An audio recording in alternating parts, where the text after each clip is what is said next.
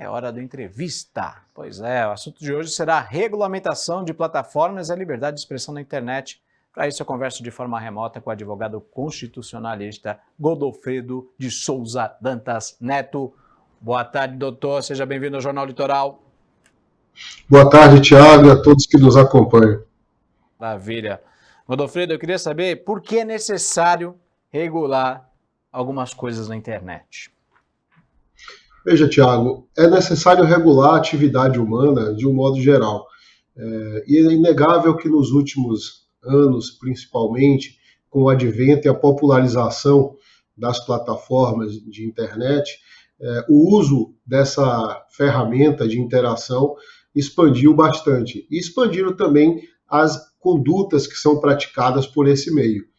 O direito sempre regulou a atividade humana e continua a regular elas no mundo que chamamos físico e precisa também regular no universo digital. E quais são os limites, de liberdade de expressão dentro da internet? Tiago, os limites da liberdade de expressão na internet são os mesmos que a gente deve aplicar para a vida fora da internet. Nós temos a liberdade de agir de acordo com a nossa consciência, com as nossas crenças e de expor as nossas impressões sobre o mundo, mas respeitando os direitos individuais das outras pessoas.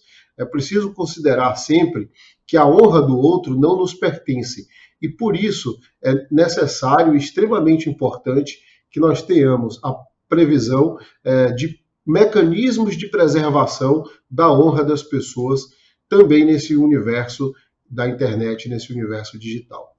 Godofredo, agora eu queria saber como é que as grandes plataformas, Google, Facebook, WhatsApp, o pessoal do Meta, podem ser responsabilizados por conteúdos nocivos? Hoje, Tiago, existe uma legislação, a Lei 12.965, que é chamada o Marco Civil da Internet. O artigo 18 dessa lei exclui a responsabilidade das plataformas por atos de terceiro, que seriam aqueles usuários. Há no artigo 19 uma previsão de responsabilidade apenas no caso de descumprimento de uma decisão judicial que impõe a restrição sobre o conteúdo. Dessa maneira, o que se pode dizer hoje é que, por atos de terceiro, as plataformas não têm responsabilidade. Apenas a responsabilidade se ela descumprir uma ordem judicial para restrição ou retirada do conteúdo indevido. Então isso só acontecerá se houver uma ordem judicial e a plataforma é obrigada a tirar. É isso? Exatamente, Thiago. No caso de descumprimento de uma ordem judicial, aí sim se instala um momento de responsabilização da plataforma. Mas se não há essa ordem judicial, não há a responsabilidade da plataforma sobre aquele conteúdo que é veiculado por um dos seus usuários. Perfeito. Isso aí a gente está falando do Marco Civil da Internet, que é a Lei 12.965. Eu queria que o senhor falasse a respeito do projeto de lei da fake news, a PL da fake news, a 2630/2020, O que propõe esse projeto? Veja bem, ele propõe um sistema que é mencionado na legislação como da liberdade, da responsabilidade e da transparência. No entanto, é preciso compreender que essas são as expressões utilizadas pelo autor do projeto para torná-lo, de alguma maneira, mais palatável. Isso é próprio do jogo legislativo.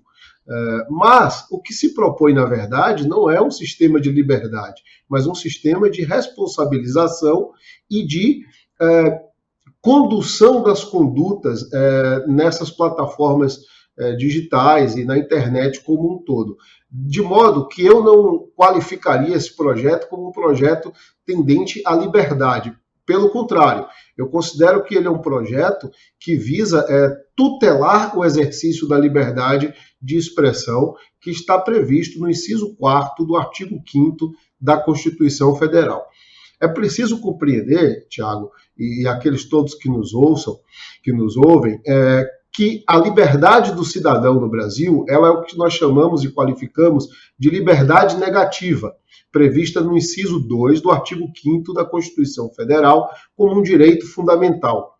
O que quer dizer isso? Quer dizer que tudo o que não é proibido é permitido fazer. A partir do momento em que se propõe a construção de um sistema em que o que é permitido fazer fica descrito pelo legislador, nós temos aí uma inversão e saímos de um sistema de liberdade negativa, constitucional, para uma liberdade tutelada.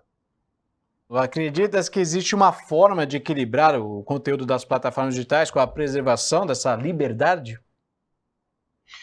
Acredito que sim, e acredito também que esses instrumentos já estão postos.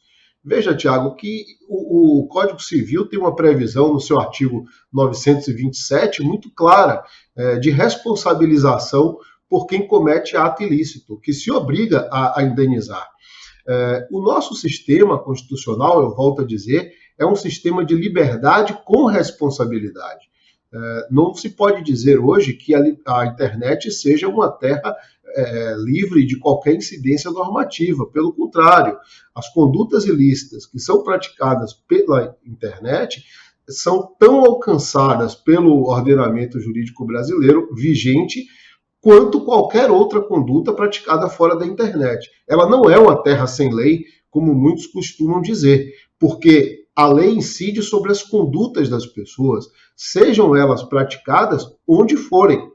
De modo que aquele que exorbita do seu direito de expressão, de manifestação do pensamento na internet, está sujeito às mesmas penalidades, às mesmas incidências da lei, que é aquele que pratica a mesma conduta fora da internet. Perfeito. Doutor Godofredo de Souza Dantas Neto, quero agradecer demais a sua participação aqui no Jornal Litoral. O assunto é amplo, é grande, a gente tentou resumir, né, em alguns minutos, mas eu creio que você tenha deixado de forma clara alguns pontos para os nossos telespectadores. Muito obrigado pela sua participação, tá bem? Eu que agradeço e deixo um abraço a todos que nos assistem.